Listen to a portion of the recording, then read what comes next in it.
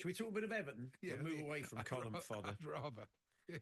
Everton are in action tonight. David Moyes is back, as we all know, and we thought we would ask the seasoned Evertonian what he needs to do. Get him scoring goals. Yeah, I mean, that's it. Danny Murphy was agreeing. Something you said to me off air, he immediately said on air, which was, he just has to get them taking a few more risks, Andy. You were making the point. They need to commit more players forward. They need to be bolder, Yeah. Let's see what Dave Johnson from Falcon Blues makes of it all. Falcon Blues TV, Everton fan, of course. Hi, Dave. Hi, gents. How we doing? Okay. Yeah, not so bad. I mean, you've probably been sitting there or with your mates in the pub, sort of saying, "Okay, this is what Moyes got to do. He's got to do this. He's got to do that." So, what if you were giving him a checklist today, Dave? What would be on it? I think you've nailed it instantly. Have a shot on goal. A shot on goal at the moment would be like Christmas all over again. I think he's just got to try and get. And I know I'll hark back to the days of David Moyes because we haven't seemed to have had those days since. Just get Everton back to a fighting, hard-working, determined side that takes it to teams. It's something that we've lacked since he left. Unfortunately, we've not been able to really capitalise on being able to lead and be on the front foot, especially from games at home. So, start playing with a bit of determination and knowing you're better than what's being made out over recent months. And like I say, a shot on goal would be great, but just start playing in more than 75% of the pitch would be an ideal start. One of the good things, and he's a good fit because if you look at the squad, it does feel like a David Moyes squad. It's not been one of those situations where he's got to completely change the system and he's got lots of players that don't suit the way he likes to play. Because I think if you look at the personnel, I think he's got some good players there he can get a tune out of.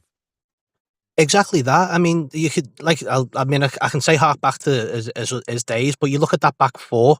It's similar to the likes of Distan and Jagielka as your solid centre back pairings, and then you've got your hard working players like Idrissa Gueye. You've got the odd flair player in there like we had with Stephen Pienaar. We've got that now in Iliman Ndiaye, and then you've got a striker in there who just needs to just get more involved. So, like you say, there's not much to change. I even think that with Dyche, I mean, if you'd have looked at maybe an attacking coach and started looking at organising his front line a bit more, he'd probably still be in a job.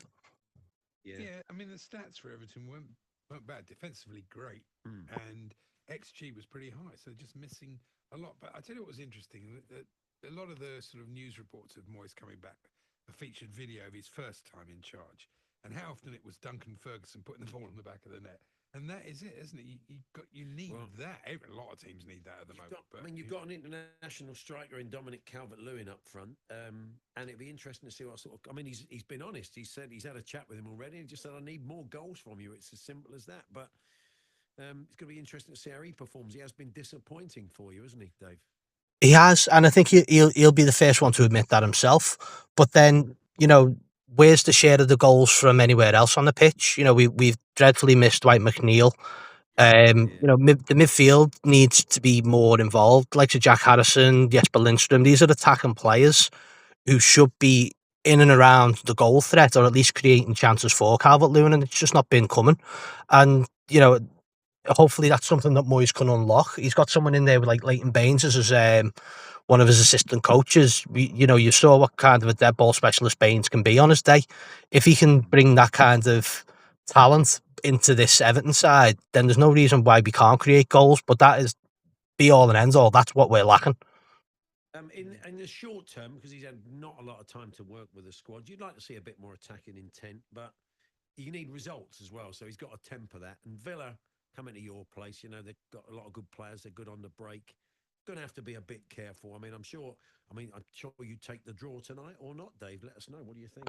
I think, given the results last night and the fixtures today, I think we have to get 3 points. If we come away with a point, then great. Then it means we have Spurs on Sunday, and we've got to get something from that. If you give me 4 points in the next 2 games, I'll snap your hand off for it. But